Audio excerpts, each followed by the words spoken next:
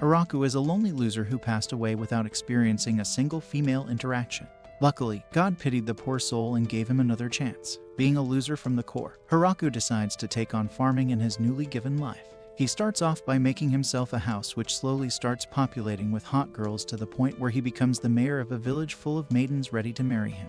Haraku loses his life and finds himself in front of a god who watches over the earth. He informs Haraku that he stayed alive for 39 years and lived a truly miserable and lonely life.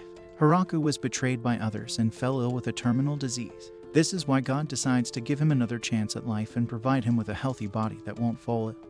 God admits that it was his mistake that led to Haraku living such a life and wants this new life as penance for his mistake. With that being said, God asks Haraku to make a request about something he might want to do in his new life. Haraku picks farming as an option, giving life to the saying once a loser, always a loser. As he is an introvert, Haraku wants to live a laid-back life and keep himself busy farming somewhere where not many people go. God agrees to make his wish come true and bestows upon the power of the almighty farming tool as well. Afterward, Haraku finds himself in another world and realizes that he is able to stand up after so many years. However, his excitement quickly fades away after realizing that he is in the middle of a forest. After checking himself, Haraku realizes that he is dressed up as an NPC and looks younger than he used to be. Suddenly, the almighty farming tool appears in his hand and he starts testing it out. After realizing that he can use it for farming, Haraku decides to look for water and food. He tries to focus on the sound of the river and search the forest while being scared of dangerous animals. He doesn't find any river nearby but does manage to find a prime location for farmland. To start things off, he converts his almighty tool into a shovel and starts digging a well, eventually finding water emerging from the ground. Noticing how he doesn't feel hungry, Haraku decides to improve his base camp location and comes across a tree that is in his way. In order to cut it off, he transforms the almighty tool into an axe, and after planning it out, he swings the axe and manages to cut the tree with a single strike. Haraku then turns it into a machete and starts cutting off the branches and the trunk into logs. While cutting the trees, Haraku realizes that he can convert the almighty tool into any type of tool he can imagine.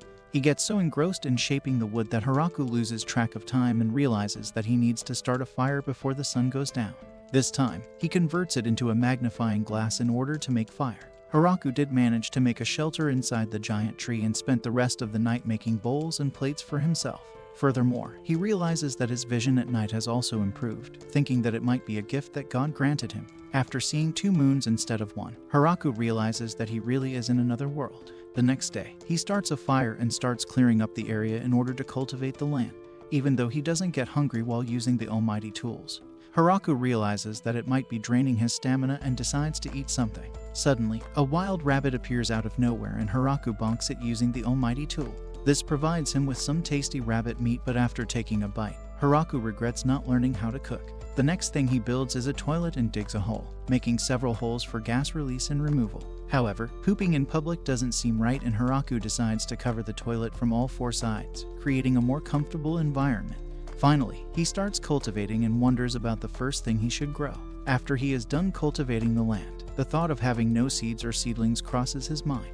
Having no clue, he goes to sleep and the next day realizes that plants start growing out of nothing. Seeing the plants grow makes him proud and Haraku starts working to protect the field from the giant rabbits. He starts off by building a fence around the whole area and digs a ditch for an extra layer of protection.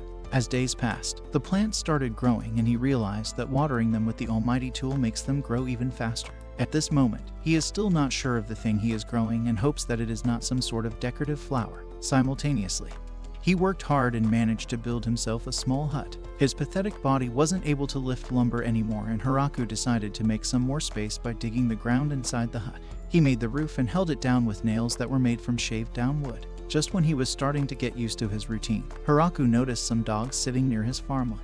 They don't seem hostile, so Haraku decides to give them some boar meat that he eliminated some time ago. Seeing the dogs remind Haraku of his childhood and how he always wanted a pet dog. Suddenly, one of the dogs starts acting weird and Heizuki realizes that it might be giving birth. In order to give the dogs some privacy, Haraku goes away. He lets the dogs spend the night at the log house and pays them a visit the next morning, only to realize that the mother dog gave birth to 4 puppies. Haraku gave them some boar meat to celebrate the birth of the puppies. Slowly, the dogs became attached to the log house and Haraku decided to make himself a new house. By this time, the puppies had gotten old enough to start running and the plants were big enough for him to start harvesting. Hiraku is proud of the tomatoes he grew and is glad to have the dogs as they hunt and protect the premises.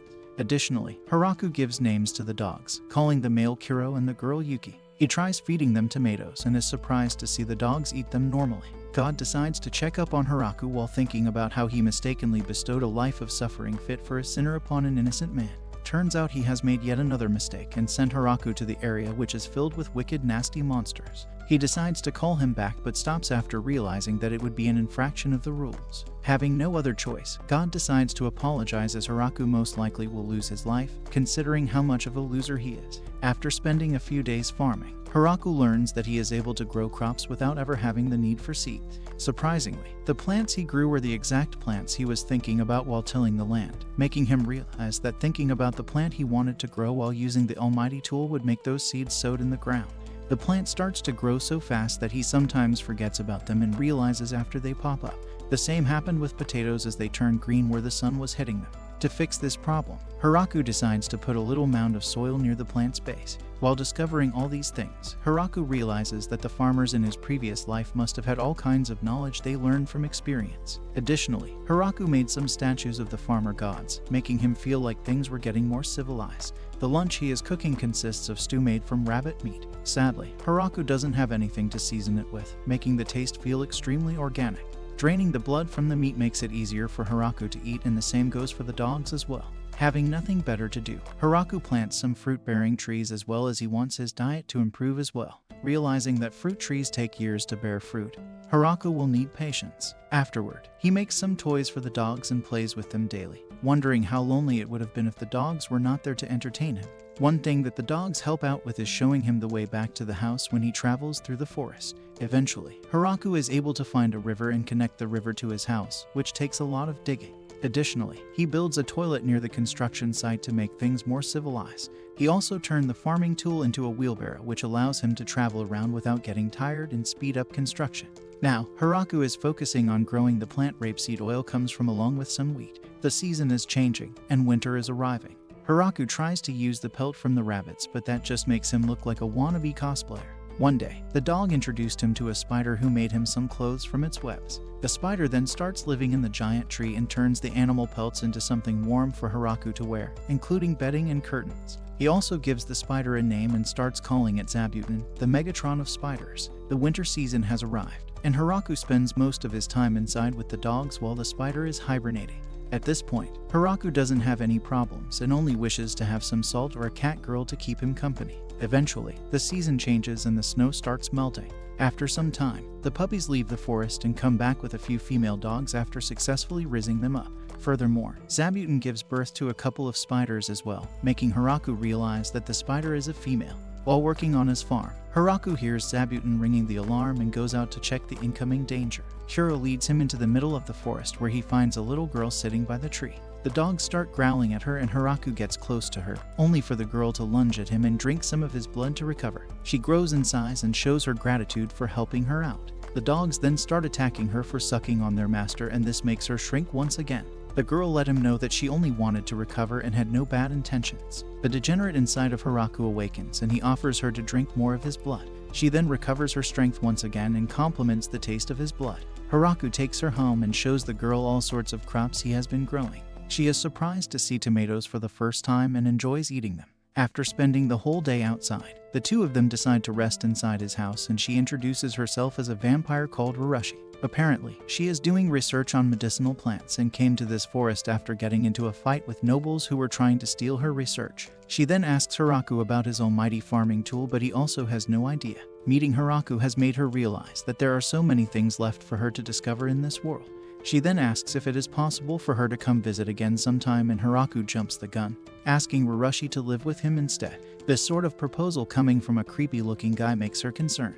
He lets Rurushi know that her being a vampire doesn't matter, as it is his dream as a former cherry boy to live with a girl. She eventually agrees to stay with him, and not being able to contain the happiness, Hiraku ends up giving her a hug. The next day, Hiraku realizes that her body shrunk once again, and Rurushi lets him know that it is a safety feature so that his ugly mind doesn't get any Riz ideas. He then informs Rurushi about his plan of making this land into a village and lets Rurushi know that she is the 30th villager, after of course the dogs and the spiders. After Rurushi starts with Hiraku, He realizes how easy she has made his life, starting with Hiroshi creating a light source in the toilet, allowing Hiraku to satisfy himself in peace. Furthermore, she explained to Hiraku the source from where he can obtain salt, and apparently, it could be found while digging the holes he usually digs. The plan Hiraku has for today is to check out the fruit trees. Surprisingly, they have grown quite a bit but still need more time than the vegetables. Hiroshi is excited to see how the fruits turn out as well. Additionally, Hiraku thinks that the herb tea Hiroshi makes is delicious,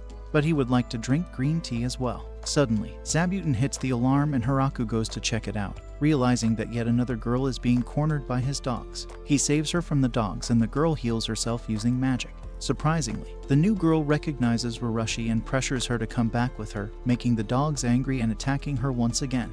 Hiraku then brings Tia back to his house and she comments on how awful her experience with the dogs was. Hiroshi agrees and the two of them happen to relate this one time. Afterward, Hiroshi introduces Hiraku as her husband, which is something he didn't expect. Hiraku also shamelessly agrees and decides to not let go of this golden opportunity, bagging himself a hot vampire. Tia also introduces herself as an angel and Hiroshi adds that they are a race of warriors that have more muscles than brains. This makes Hiraku the reason an angel is after Hiroshi, to which Tia replies that Hiroshi has a bounty on her because she destroyed the town and went on a rampage. Hiroshi argues that it was because the nobles forced her to make weird potions. Tia tells Hiraku that Hiroshi spends her time making strange medicines and concoctions causing multiple explosions. In the end, Hiroshi accepts her mistake, which surprises Tia as she has truly changed from her past self, as she never used to accept her weakness. Hirower, the dogs have apparently changed her mindset. Putting that aside, Hiroshi asks Tia to live with them and Hiraku doesn't seem to have a problem with it. To start things off, Hiroshi gives Tia a proper tour of their whole land including the fields and Zabuton, which has a negative effect on her. Hiraku then forces the almighty angel to work as a farmer and she enjoys the taste of fresh cabbage that they just harvested. After they are done with the day's work, both the girls clean their bodies using magic while the illiterate boy looks at them in jealousy. At night, Tia tastes the strawberry they grew and comments on how farming is more fulfilling than she expected it to be. From that day forward, Tia starts living with the two of them and Hiroshi compliments Tia as the farming work seems to suit a muscle head like her. Tia then asks Hiraku to grow some more strawberries, but unfortunately, all the land is already occupied, which leaves no space for them to grow strawberries. Hiraku then comes across puppies and comments on how they are Kiro and Yuki's grandchildren. This makes Hiraku realize that the old hut might not be big enough for the dogs and he ends up making a new one that looks more like a horse stable. On the other hand, Zabuton's kids leave her as soon as they turn 18 to go and discover themselves. Afterward, Tia arrives and informs Hiraku that she will be stepping out for a while. Soon after, she returns and brings back a couple of elves as well. Their leader introduces herself as Ria, and the others tell Hiraku their name as well. The elves request Hiraku to let them live with him, and Tia adds that all these elves share a very sad backstory. Apparently, their whole village was wiped out and was dragged into the War of the Humans. Due to this, the elves have been traveling to find themselves a new home. Hiroshi then asks the elves about their age, and Ria is the oldest, being 400 years old, and the youngest of them is 300 years old. Eventually, Hiraku agrees to let them live with him as it gives him more set of talents to stare at. Hiroshi introduces Zabuton to them, which results in them losing consciousness as well. Now that the population has increased, Hiraku has decided to build one big home. During the construction, Hiraku impresses the elves after cutting the tree with a single strike. Afterward, all the elves along with Hiraku work hard and eventually manage to build a better and bigger house than Hiraku's little rusty hut, making him jealous once again. After stepping inside, Hiraku notices that it is much more spacious than he initially thought and prays that the elves can feel safe and at peace inside this house. A few days later, Hiraku tells Ria how he imagined elves to be a race that lives in the woods and is one with nature. This makes Ria laugh and questions his intelligence level. Later, Ria informs Hiraku that she plans on doing some mining and blacksmithing work for Hiraku to show their gratitude. They start off by making Hiraku a metal pot, which he likes really much. The following day, Hiraku comments on how he is happy to have all of them living with him and they feel the same way. At the same time, another elf appears and asks Hiraku if it is all right with him to bake some bread. He instantly agrees and the elves manage to bake some bread, which everyone enjoys and praises. During lunch, Hiraku asks Hiroshi if the land they are living on belongs to someone else, and she answers that it most likely belongs to the Demon Lord. Hiraku nearly pisses him pants, but Hiroshi comments that it is now his land, considering how he managed to make everything out of scratch. At night, the girls discuss how Hiraku is a mysterious man as he was able to make so many things himself. However, this adds to the fact that Hiraku is still a dimwit who lacks knowledge about the world around him. Meanwhile, Hiraku remembers the waterway and plans to ask Ria and the other elves for help. Zabuton brings Hiraku a giant bee and plans to keep it as a pet, even though it might be a little dangerous. Hiraku decides to keep her and builds a bee nest near the orchard for the queen bee's army. Apparently, only the queen is ginormous, and all the other worker bees are normal-sized. Now that they have their own hive, harvesting honey might be something Hiraku can do. However, he will first have to plant a flower garden nearby in order to make things smooth for the bees. Simultaneously, Tia arrives but runs away after the huge number of bees catches her attention.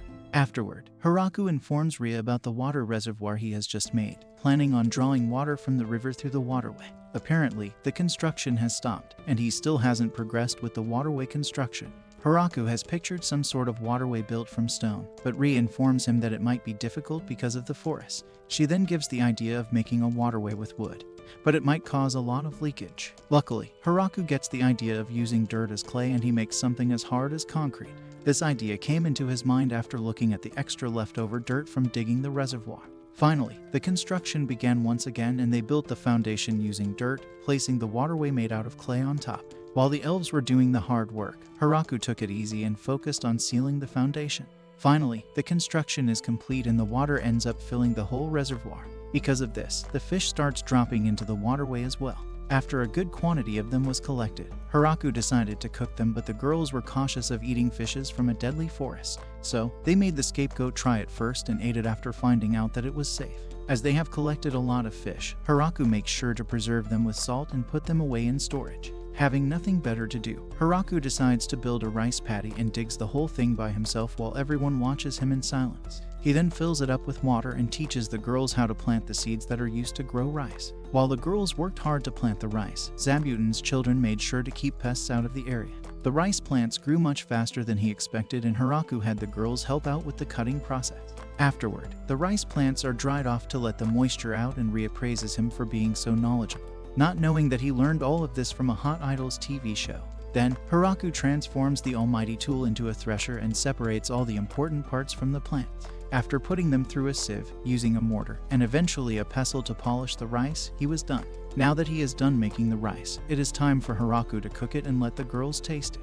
He asks Rurushi to light the fire, but gets anxious after her malevolent side takes over. Now that the rice is completely cooked, Hiraku makes rice balls out of them, which the girls really enjoy as it has fish inside of it. Sadly, not even a single rice ball remains for Hiraku as the chubby elves devoured all of them. After working at the rice field, all the elves automatically clean themselves with magic, leaving the disgusting-looking idiot behind.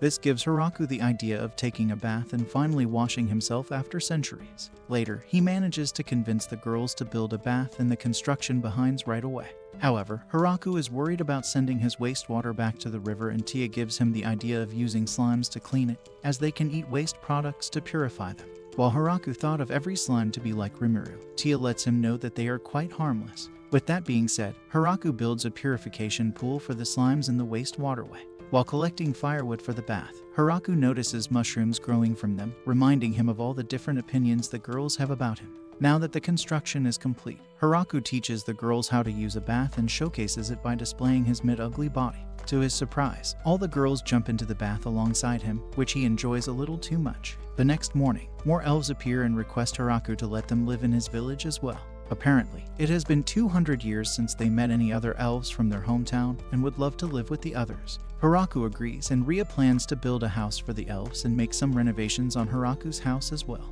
While Hiraku is busy entertaining the elves, Kuro thinks about his past. Before meeting Hiraku, he didn't have a name and spent his whole life in the forest alone. He was known as the strongest, losing a fight to another male. However, it didn't last very long as a female dog beat him to a pulp. This resulted in them getting together and eventually becoming pregnant with their first child. Their life was going well until they lost a fight with a grappler bear. Their injuries were so bad that even their former prey drove them away. Eventually, Kuro and Yuki ended up meeting Hiraku and gave up on their lives at that point. To their surprise, Hiraku gave them food and took great care of them. They decided to make him their master and were content with the way of their new life. Before long, their family grew and so did Hiraku's harem. The only problem is that Hiraku is unaware of how dangerous Kuro's kind is, but it doesn't matter to Kuro as he is happy with his current life. The construction of the main house is also complete. It was a humongous house and the inside was just as pretty as the outside. There is a main hall in the center of the house and on the left side, there is Hiraku's room. On the right side of the hall is the dining room along with the kitchen. On the second floor, all the rooms for girls are present and Hiraku looks at the last room which has a lock on the door and 2 beds inside. For the time being, Hiraku decides to forget it and doesn't get his hopes high. At last, he adds some statues of his dog at the front of the house, making it look more civilized. After the construction of the new house, Hiraku decides to celebrate by making curry for everyone. Apparently, the girls have never heard about curry. Additionally, Hiraku has been growing a lot of plants that usually don't grow in an environment like theirs, thanks to the almighty farming tool. The first crop he grew was cumin and Ruroshi comments on it having a peculiar smell. Up next, he grew some turmeric as well as it is what gives curry the color. As turmeric needs to be dried up, Hiraku asks the girls to help him out. At last, he grew some coriander as well which Tia likes the aroma. The green leaves at the top of them are called cilantro and the dogs seem to dislike it really much. After seeing how the dogs reacted, Tia and Ruroshi get the idea of using the plants against them. Some other things he grew include black pepper and cayenne peppers. Now that he has collected all the ingredients, it is time to start cooking. Lee is the only one helping him out as Ruroshi and Tia are busy researching cilantro, making talismans out of them. Hiraku starts off by grinding all the spices while Ria takes care of the meat. Afterward, he focuses on sauteing the diced onions, ginger, and garlic, later adding diced tomatoes as well. After everything is done, all that is left is to wait until the meat gets soft. At last, Hiraku remembers making some naan with curry as well. He decides to make it with naan instead of rice and makes Ria responsible for rolling the dough with a rolling pin. After their research, Tia and Ruroshi return and witness the elves along with the dogs watching Hiraku cook. Now that the curry is cooked, Hiraku serves it to everyone along with the suspicious-looking naan. He also teaches everyone the proper way of eating naan with curry. Luckily, everyone ended up liking the taste of the curry and the spices used in it. After Hiraku is done with his crap, he notices that everyone finished the curry, leaving nothing but leftovers for him. Soon, the winter will arrive, and Hiraku has started preparing by gathering all the firewood he can find. Furthermore, he asks Zabuton to give him some warm blankets in return for some vegetables. Ria and the elves are also working on the forge with some other projects as well, while Ruroshi and Tia are preserving food for the winter by seasoning, smoking, and drying the meat. Meanwhile, Hiraku is working on preserving vegetables by putting them inside a box and covering it with a sheet, waiting for the snow to freeze and preserve them. Seeing Ruroshi use magic makes Hiraku envious, and he tries using it as well, only to look like a complete fool. At night, Ria informs Hiraku that he needs proper studies in order to use magic. This makes him ask her about the golems that Tia makes, and Ria informs him that golem summons are considered difficult even among magic users, which makes Tia an incredible magician. Hiraku then comments on how he is a good-for-nothing farmer. But Ria lets him know that there are so many things that only he is capable of doing, including his cringe stares. Finally, winter arrived and snow began piling up. As they have nothing else to do, everyone will be spending more time indoors. This gave Hiraku the idea of making board games like chess and mahjong. He starts off by teaching the girls how to play reversi, letting them know that the player with the most pieces left in the end wins. Ruroshi starts off by challenging Tia to a match. After a hard-fought battle, Ruroshi flips the board and blames it on her hand accidentally slipping. However, Tia uses her magic to make the board look exactly what it was like before, but Ruroshi flips it once again. Apparently, the dogs have started playing board games as well. Ruroshi decides to lighten her heart by winning a game against the dogs, only to lose to them as well. Trying to avenge her, Hiraku decides to play a game with Kuro as well, and pathetically, he ends up losing and joins Ruroshi in the loser's corner. A few days later, Hiraku also made a bowling ball out of wood and taught the girls how to play it. He starts off by striking 8 pins out of 10 but manages to strike the remaining 2 of them with his next try. However, Ruroshi put him down by hitting a strike on her first try. In the end, everyone spent the whole winter playing indoor games in their nice and cozy house. Finally, the winter season is over, allowing Hiraku to continue his daily routine. He plans to finish planting new crops as soon as possible and wonders if it is time for Zabuton to wake up from hibernation. Suddenly, they all hear Zabuton hitting the alarm and notice a giant dragon flying in their direction, making all 3 of them terrified. After coming close enough, the dragon lets out a roar and attacks them with its fire breath. Luckily, Tia and Ruroshi protect their village with their shield magic. Some of the fire ends up striking the crops and the elves try their hardest to put it out. Meanwhile, Hiraku thinks of a way to protect everyone and transforms his almighty farming tool into a spear. He then strikes the dragon with the spear, and it easily breaks through its 3-layered defense, eventually eliminating the dragon. This leaves everyone surprised, and the elves manage to put out all the fire, saving the crops. Afterward, they go out to take a look at the dragon's corpse. Hiraku thinks of the possibility of someone controlling this dragon, and Tia disagrees. In the end, he lets the incident go by calling it a coincidence and decides to eat the dragon. For dinner, Hiraku cooks dragon steak along with some stew made from the dragon's tail. After taking a bite, Ruroshi mentions how tender the meat is. She then asks Tia if she will be able to block Hiraku's attack, and Tia refuses, saying there isn't a chance. On the other hand, the Demon Lord generals talk about the dragon being slain. They decide to stay away from the one who defeated the dragon, and one of the generals ends up resigning because of it. At the same time, the gatekeeper dragons discuss this as well and comment that even they would not have been able to block that attack. The next morning, Hiraku notices that there is still something missing from the meal, which turns out to be drinks. He plans on making wine out of the grapes. Everyone is excited to make it and begin harvesting all the grapes. After collecting all the grapes, all there is left is to walk on top of them, making all the juice come out. The barrels he will be collecting the wine from are made by the elf called Lalasha, as she knows how to build them watertight. Finally, the girls start walking on the grapes, and Hiraku recommends moving in a circular motion. Tia messes up and eventually falls, making the wine even more delicious, at least for Hiraku. This makes them think of a way to improve their rhythm, and some of the elves decide to use a song they usually sing. With that being said, they all start moving in the perfect rhythm, making Ruroshi and Hiraku join them as well. At last, they are done with squeezing the juice and discussing how fun it was. Hiraku thinks that they might have made a little too much, but the elves are confident that they will drink it all in no time. On the other hand, God looks at Hiraku and tells his daughter that he seems to be having fun. However, she still can't forgive him for making his innocent soul go through all the pain in the past life and reincarnating him in such a dangerous forest. Additionally, she is furious at him for giving Hiraku the Holy Lance crime, as it can drain all the life force and eliminate the human instantly. However, the god made sure to give him a healthy body to make up for it.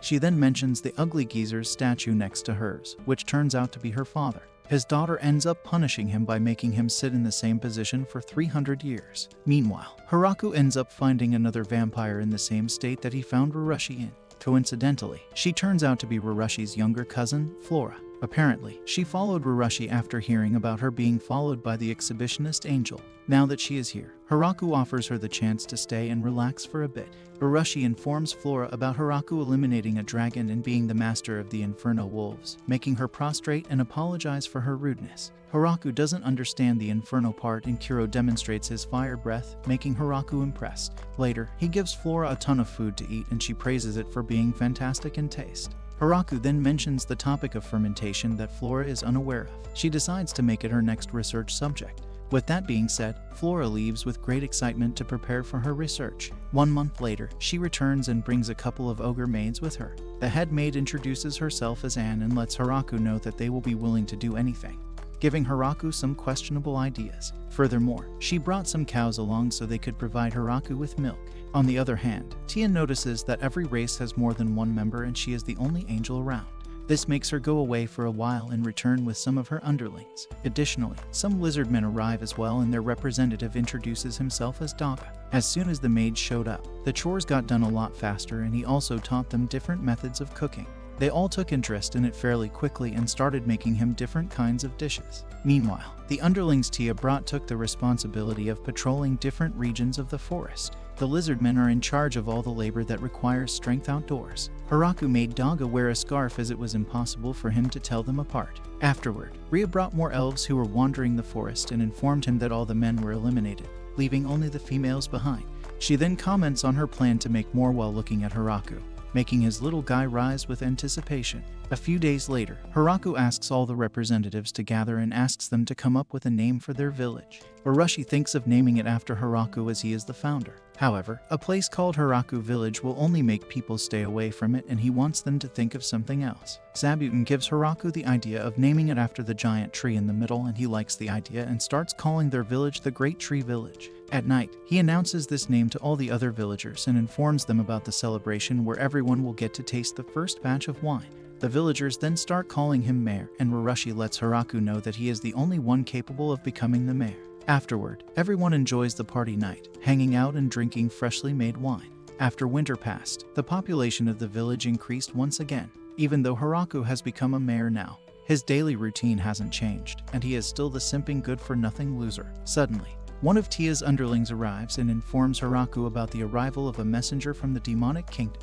After formally introducing himself, the messenger, known as Bissell, gives Hiraku a gift he brought from his kingdom. Afterward, he requests to discuss the status of his village, reminding Hiraku that this land is under the demon lord's control. Thinking that the demon might force him to get out, he decides to step up as a mayor and put forward his demands. Hiraku lets Basel know that he will be willing to offer part of their harvest as payment of taxes and makes him agree on a 10% exchange rate. Surprisingly, Basel instantly agrees and Hiraku takes care of the paperwork, mentioning that they won't give any milk, eggs, honey, or alcohol they produce. Eventually, Hiraku gave Basel a present as well and sent him back home.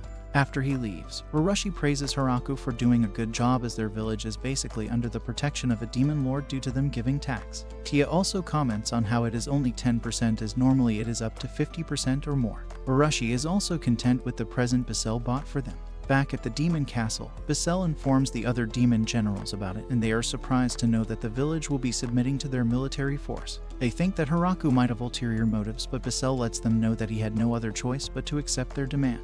He couldn't do anything as they had the vampire princess and the angel of annihilation. Furthermore, they had an army of high elves and a bunch of inferno wolves. Even the group that guided him to Hiraku was the trio of destructive angels. Basel lets them know that Hiraku might have become their enemy if he refused to agree to their demands. He then shows them the gift he received and Glatz decides to give the present a taste and praises the apples for being delicious. Basel also finds a cloth from the great demon spider inside and is terrified to note that they even have that thing living in the village. The next morning, Doremu, the leader of the dragons, pays the village a visit. His assistant, Gucci, gives Hiraku the gift they brought, which is an expensive-looking sword. Gucci lets Hiraku know that Doremu considers the Great Tree Village as their neighbor and wants to offer a formal greeting. Hiraku wants to invite the two of them inside and Gucci asks Doremu to transform into a smaller form. At night, Doremu takes a sip of their wine and refuses to go home as he ends up liking it way too much. After the recent visits, Hiraku thinks that there should be a place to welcome guests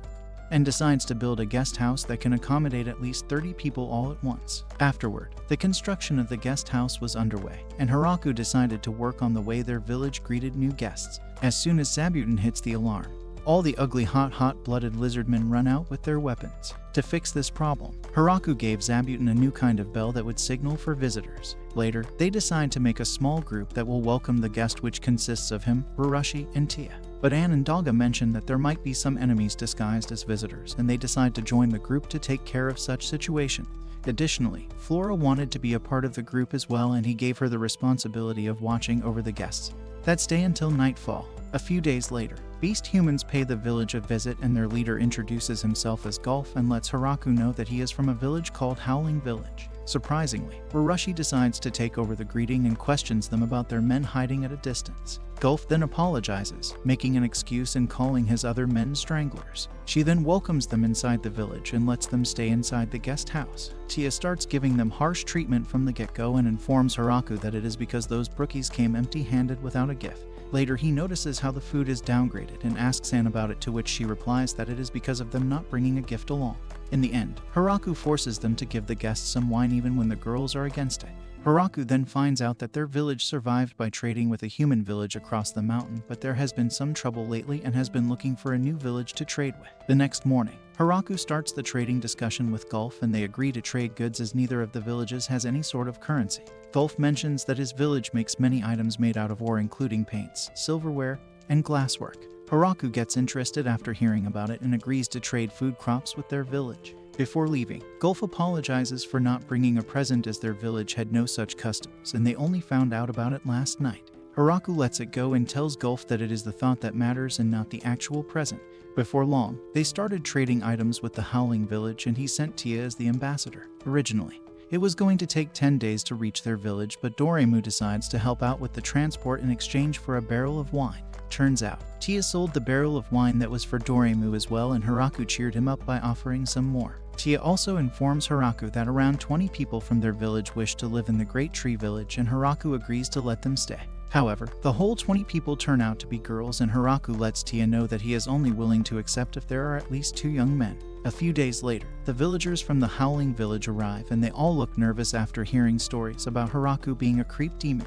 Nonetheless, Hiraku reassures them that he is not into beast girls and notices that the 2 young men he requested turn out to be 3 little boys. Apparently, all the girls thought that they would receive harsh treatment but were surprised to find out how nice of a man the mayor was. Haraku realizes that even Sina, the new beast men's representative, can use magic, making him the only one who is unable to use it. All of the elves, the maids, the lizard men, and even the animals are able to use magic, making Haraku realize that he really is the lowest of the low. Suddenly, the ground violently shakes and one of the angels informs Haraku that a grappler bear and a bloody viper are fighting in the forest. Haraku wonders if they taste good and asks the angel to take him to the place where they are fighting. After arriving, he realizes that both of them are quite big and Haraku eliminates both of them with a single strike. While cooking the grappler bear, Haraku adds some wine which surprises everyone who is watching him cook. However, the food comes out great in taste and feels like fried chicken. Later, Haraku asks Flora if she can make something that acts as an antibacterial agent. He needs it for a new recipe, and even a medicine that can eliminate harmful microorganisms will work. She thinks of the perfect medicine and gives it to Haraku. This reminds him of her research, and Flora lets Haraku know that it is going horribly wrong, as no matter what she does, it never starts to ferment.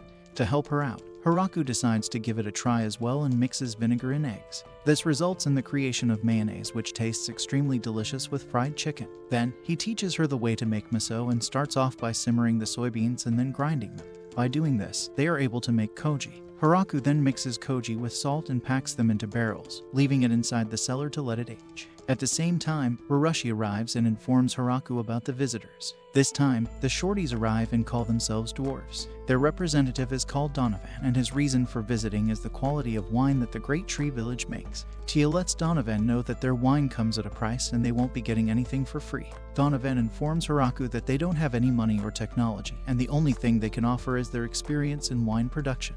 To start things off, Donovan and his men start working on wine production, and by the use of distillation, they produce corn whiskey. Haraku ends up liking the taste, and Donovan and his men decide to stay in the village and work as their brewers. A few days later, Haraku throws a welcome party for the dwarfs and the beast men who recently joined the village. Haraku realizes that after the arrival of dwarfs, he is not the only male and asks Donovan about his type. Instead of saying something like a girl with thick thighs or huge rice cakes, Donovan replies that a girl with a beard is what he likes, making Haraku question his mentality. The next morning, Haraku notices the arrival of a dragon and realizes that there is more than one of them. He strikes one of the vicious-looking ones with his spear, which barely misses it.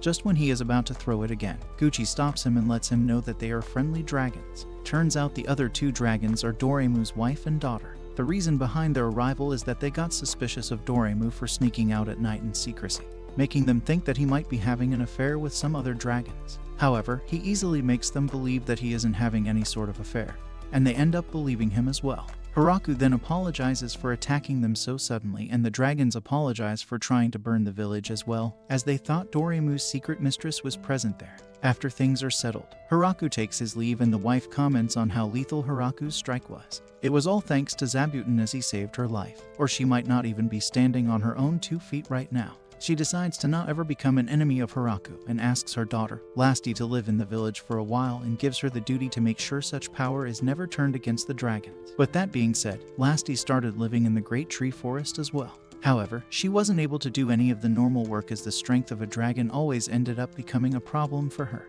Tia informs Haraku that all the village animals have been scared ever since the dragons arrived, making Haraku realize how powerful a being they are. Tia adds the fact that they also have great knowledge and wisdom. A few days later, Bissell arrives at the village, and this time, Lasti is the one who greets him. Apparently, she is now in charge of handling diplomatic relations at the village. Witnessing a dragon sitting in front of him makes Bissell tremble in fear, and he silently agrees to everything Lasti sells him. After returning to the demon castle, Bissell informs the others about Lasti, and he decides to send his daughter, Forum, to the village in order to gain intel. She agrees and heads over to the village soon after. Lasti is the one who greets her, and while showing her around, Lasti comes up with something and leaves Forum to roam around on her own. This is the perfect opportunity for her to gain intel and find out about all kinds of races who live in the village. The person who used to be confident in her magic slowly felt all the confidence draining away. One thing she was still confused about was the person who was at the top and most powerful in the village. Coincidentally, Haraku runs into her and Forum chooses to ignore him, thinking of him as a weakling. However, she later finds out from Lasti that Haraku is the mayor of the town and someone strong enough to defeat her mother. Hearing this fact truly terrified her, and she started greeting Haraku every time she ran into him. The slime that Tia brought at first in order to clean the sewage water started to multiply, and now there are many different kinds of them in the village. It wasn't much of a problem until one of them emptied a whole barrel of wine, leaving the girls in utter shock. Eventually, they all decided to punish the slime for the sin he had committed and confined him in a pot, only for it to easily escape.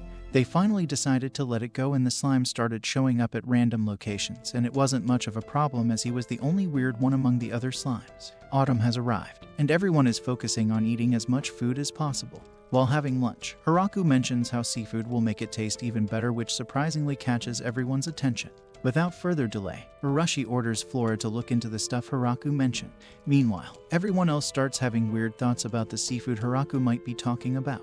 Forum informs everyone about the port city within the boundaries of the demonic kingdom from where they can trade many kinds of seafood. Hearing this makes Lasty volunteer to fly Forum to the port city where they can ask a merchant she knows for help. With that being said, they head towards the city and return 3 days later with a merchant named Michael. Apparently, he brings a couple of fish and informs Hiraku that the seaweed he requested is mostly neglected in the port city, but promises to make his men collect them from now on. He further tells Hiraku that he has 3 main goals. Number 1 is to properly greet Hiraku. The second is to suggest more opportunities for them to trade goods and do business, and the last one is to become the official government purveyor of the village, which means he would like to handle all the trade between the village and the outside world. Michael also informs Hiraku that he is capable of providing him a better value for the things he exports. After the discussion is complete, it is time for Michael to leave, and he suggests discussing alcohol on his next visit. After he leaves, Hiraku comments on how good of a merchant he is and that he would be a big help in letting him handle the negotiations. On his way back, Michael thinks about how frightening of an experience it was for him. This makes him think of the time when his assistant told him about the trade offer, and he ended up accepting it even though he was not really in the mood. His decision soon turned into one full of regret after seeing the face of Forum and Lasty. Before starting the negotiations, they showed Michael the fruits they brought along, and after seeing the fine quality, he decided to become their partner as the bread they would be earning is worth it. On their way, Lasty took him to Dorimu and later met Tia and Urashi, which increased the level of fear even more. This makes him realize that it most likely was the best deal of his life, with huge profits waiting for him. After the first trade, Hiraku adds seafood to his cooking, and everyone ends up enjoying it. A few days later, yet another dragon appeared, and the tree patrolling angles were no match for it. It attacks a nearby location and challenges Hiraku to a fight. Hiraku throws the spear at him, and the stormtrooper's aim makes Hiraku miss. However, he was able to strike it down with the second hit, and during the confrontation, Dorimu arrives and informs Hiraku that she is his older sister. She exposed the old guy, telling Hiraku that he was planning on making Lasty his bride. This is the reason for her arrival, as she wanted to take a look at the person her nephew was getting married to. However, her true intentions slowly come to the surface, and she starts venting her anger about how Lasty, who is 900 years younger, will be getting married before her. The thought of no one marrying a MILF like her made Hakurin furious. This makes Hiraku angry as well, and he makes the great dragon clean up the mess she created before greeting her inside the village. After dinner, Hakurin mentions the game that the people of the village play and requests to play it with Hiraku. To make it interesting, she decides to add a penalty, and Hiraku proposes the loser stripping down with each loss. Everyone agrees, and the game with Hiraku and the dragons begins. Little did he know that the game wouldn't be as easy as he expected. Turns out, Hiraku is the one who lost the most and was already on his last piece of clothing. Unfortunately, Hakurin defeats him once again, forcing him to strip once again and reveal his Excalibur in front of the girls. On the other hand, the demons conduct a meeting about Hakurin joining the village as well, making them even more anxious than they already are. The demon lord also mentions how his daughter has been in a bad mood lately, thinking that it might be her rebellious phase. Meanwhile, Hakurin started teaching the kids of the village. Apparently, Hakurin is already skilled in every other job as well, but ends up complaining when she is asked to do something. This made Hiraku force her to teach the children, and she became the official teacher of the village. A few days later, 3 Lamia girls visit the village and ask Hiraku to spare their lives, offering him all sorts of things from their home. Apparently, the animals of the village cleared a nearby dungeon where they used to live and ended up causing the Lamia girls a lot of trouble. In the end, Hiraku decides to trade the gems that the Lamia girls brought with some fruits, and he requests them to wear something as it is getting hard for him to not stare at their talents. From that day forward, the Lamia girls took the job of delivery and started trading the village's goods. On the other hand, the demon lord's daughter is told by her friends that the Great Tree Village mayor might be planning something mischievous and is using Forum as a hostage, making her gather troops to defeat the village and save Forum. At night, Basel pays Forum a visit and informs her about how Yuri is planning on attacking a village and getting manipulated by Rosalind and the others. This makes Forum ask Basel about the location of their attack and freaks out after finding out that they plan on attacking the Great Tree Village. Apparently, the reports of the village being overpowered seem untrustworthy to her. Forum tries to go and talk her out, but Bissell lets her know that she might think of her as an enemy of the demonic kingdom. Bissell is thinking of asking some of the villagers to defeat the force that will be attacking the village in order to knock some sense into the princess. Forum comments that they need to be careful about the person they choose, as some of them are powerful enough to end the whole demonic kingdom. In the end, she asks the Lamia girls to cause some trouble and promises to give them 10 boxes of apples in return. Surprisingly, this is enough for the girls to be terrified and never think of attacking them ever again. Forum then introduces Rosalind and the others to Hiraku, asking him to let them live in the village. She further tells Hiraku to dispose of them if they ever try to harm the village, terrifying the already scared girls. Additionally, the princess, Yuri, has also decided to live in the village and wants to observe how the village works. After Hiraku leaves, Forum informs Yuri that she will not be receiving any special treatment in the village and advises her to act normal. With that being said, Forum starts off by giving Yuri a tour of the village. Afterward, Lasty introduces herself to them, and while Yuri is busy conversing with her, Rosalind and the others comment about how nobles like them are living in the middle of nowhere. This makes them try to escape at night but are confronted by the wolves, making them regret their decision. Their next try is stopped by Zabuton, which results in them eventually giving up. The following day, Yuri watches Forum pet the wolves and requests to pet them as well. She starts off by playing fetch with them, and seeing a bunch of dogs run at it at once comes as a shock.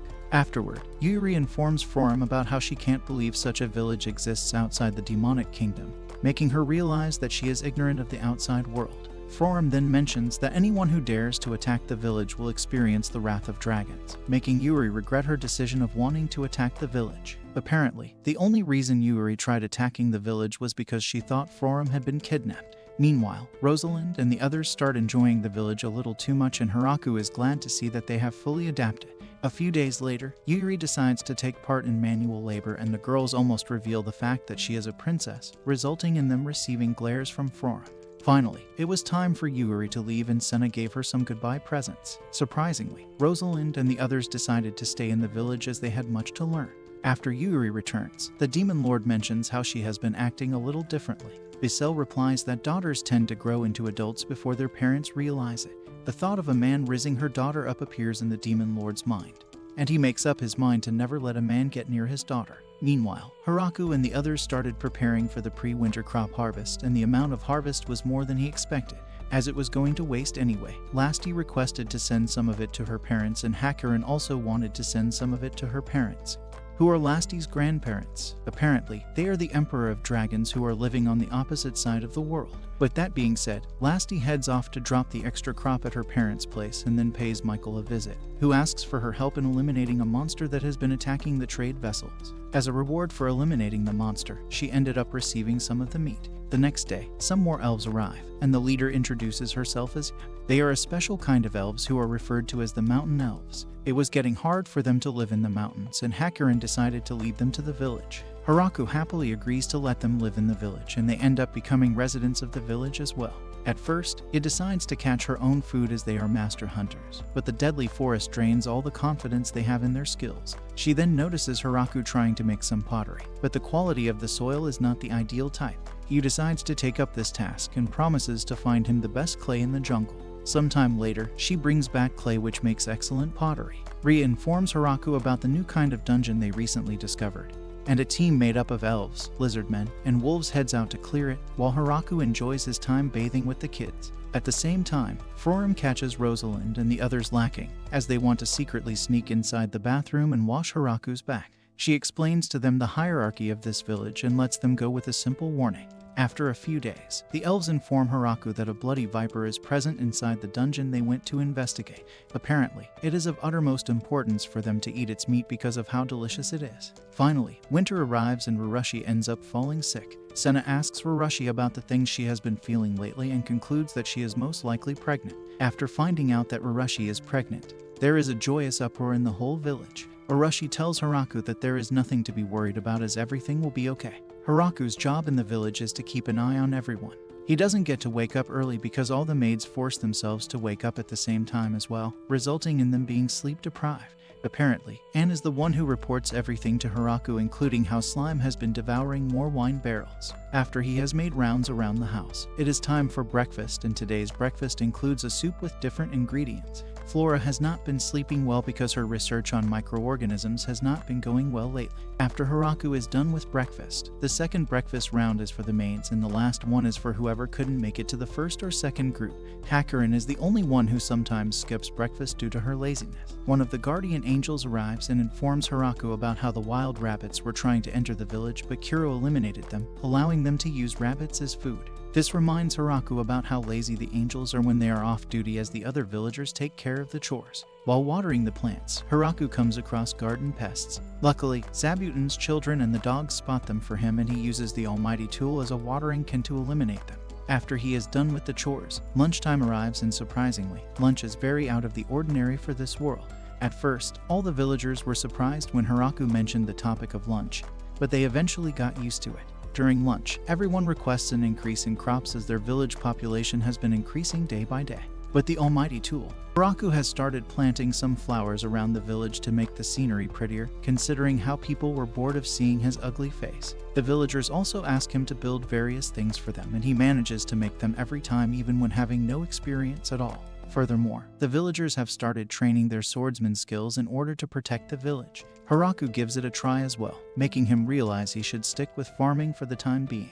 Afterward, he tries knife throwing as well, but doesn't manage to hit the target even once. However, he does manage to surprise Yu by using his almighty spear. Once the sun sets, Hiraku eats dinner and N makes him eat all sorts of experimental food she cooks. During dinner, Hiraku receives a letter from Yuri, requesting more of the dresses that Zabuton made. After dinner, he enjoys taking a bath but is normally bricked up with all the girls present with him. At last, he returns home where lately, it feels like the girls have been keeping an eye on him. To test his theory, he calls them out and the girls emerge from everywhere. However, he decides to let it go as they most likely are trying to protect him. The next day, Hiraku wonders if the dwarves lays around all day, getting drunk, but it is far from reality as they work hard in order to make the freshest and tastiest wine. He lets Hiraku taste a new drink he made, and even though Hiraku ends up liking it, the dwarf comments that it is a no-go as the quality needs to be top tier. Suddenly, Senna comes running and informs Hiraku about the weird man who has entered the village. Apparently, that man is a vampire progenitor who came to meet Rurushi in the village. He advises Rurushi to take care of the child she is about to have. Hiraku finds out that Valgrief is Rurushi's grandfather and is about 4,000 years old. Apparently, vampires' memory starts fading away after a certain period to replace them with new ones. Later, Valgrief explains that he planned on entering the village like a normal person but couldn't resist worshipping the god statue he saw inside the village. This makes Hiraku offer to make a personal one for him, and he graciously accepts. While leaving, Valgrief tries to give him some money, but after realizing that the village doesn't have any currency, he decides to think of something he can do to help the village. Then, Valgrief returns to the church and shows the priest the statue he acquired. The chief is left in awe after looking at it and wants more of them produced. But Valgrief mentions that he doesn't want to annoy the mayor. As a return present, Valgrief sends a piano, which Rurushi enjoys playing every day. Apparently, Rosalind and the others really liked the piano but couldn't bring themselves to touch something so precious. This makes them request Hiraku to buy them a new piano, even if it is old or broken. Eventually, Hiraku asks Michael to send them a piano, and with that being said, the new piano arrives. Seeing the two pianos side by side makes Hiraku realize how much better a piano Valgrief one is compared to a normal one. After the arrival of the piano, all the villagers started taking turns and enjoyed playing the piano. Everything was peaceful until the sound of the piano started haunting Hiraku during sleep time. Winter passes and spring finally arrives. Things are going great, and Hiraku feels like he is much more knowledgeable compared to the time he first started. During work, Rurushi calls Hiraku and asks him to take a break. She advises him to take breaks often and put some ice in his drink using magic. Hiraku asks Rurushi if it is okay for her to walk, to which she replies that getting some exercise during pregnancy is better for her than lazing around. At night, she informs the other girls that carrying a baby is like carrying 2 heads of cabbage at once. Soon after, Rurushi ruins the mood after commenting on how she is not able to drink during pregnancy. Due to this, everyone requests Hiraku to sell off all the alcohol in the village. Apparently, they all are giving up alcohol because of Rurushi, so she doesn't feel bad watching everyone else drink. They couldn't give up when it was present in front of them, leaving the only option to remove it from the source. As selling it off wasn't an option, Hiraku advises them to think of it as aging the wine, so it tastes better in the future. This new change depresses the dwarves, making them think that it is due to some mistake they made. Luckily, they are overjoyed after hearing about the real reason and want to work hard to make the best aged wine for them. Later that day, he brings some medicine for Ruroshi as a present. However, she is not the only one, as Lasty brings a necklace, Anne brings pudding, Rhea brings a crown made of flowers, Hakurin gives her some apples, Flora brings some hot cooked meal, and even the dogs bring a rabbit as a present along with the spiders. Lizardman, who has no idea what to bring as a gift, offers Ruroshi to drink some of his blood. At sunset, Ruroshi starts feeling weird and realizes it is finally time for the baby to come out. The maids start working hard to ensure everything is okay, and while Ruroshi is going through the process, Haraku waits patiently for his first child to be born. Having no other choice, he goes out and decides to sleep inside the great tree. The next morning, he goes inside to take a look and is overjoyed after looking at his child for the first time. He tries to hold it and gets bombarded by others to be careful. This moment makes him realize that he really has become a father, which was something impossible for him in his previous life. It has been a week since Ruroshi gave birth, and the two of them decided to name their baby Alfred. The baby is half vampire and half human, but looks like a human for now. Looking back at things makes Haraku realize that he started living in this place on his own, and as time passed, more and more people started coming, and the place eventually became a village where many races live in peace. He somehow became a mayor and is not a father as well. Later that day, Haraku reveals the fact that he will be introducing the currency of the village. It will be given to everyone who works hard so they can purchase many things with it inside the village. Before the introduction of currency, the villagers used to trade goods with similar goods, and their value differed from other people most of the time. With that being said, Haraku starts off by giving them some amount of currency for free. He had to construct all of the currency himself so that it couldn't be counterfeited.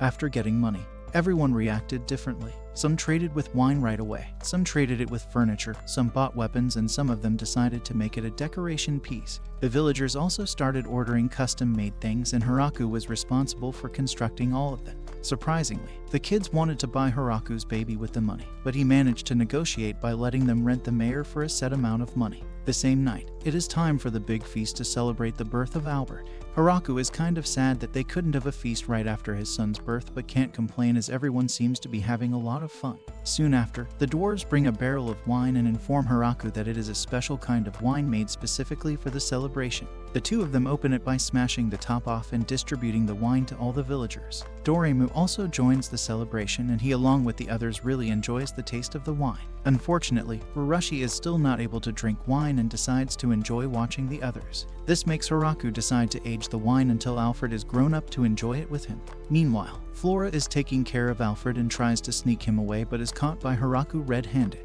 On the other hand, the news of Alfred's birth has reached the demonic kingdom, making them realize that attacking the village is now out of their reach. Glatz comments that they can have a good relationship with the village by marrying someone from the demonic kingdom to their village. The demon lord hears this idea and refuses to give up his daughter no matter what. Michael also decides to properly congratulate Haraku in order to maintain good relations with the village. At the village, the girls inform Haraku about the stranded people they found who would like to live in the village, but the number is so high that they would need to construct another similar village. Luckily, the girls are up for it and want to construct another village, naming it the Great Tree Village too. This was all about our mayor and his village. Will they succeed in constructing the Great Tree Village too? Comment farming below and let us know if you enjoyed watching the show. Make sure to like and subscribe. See you guys in the next video.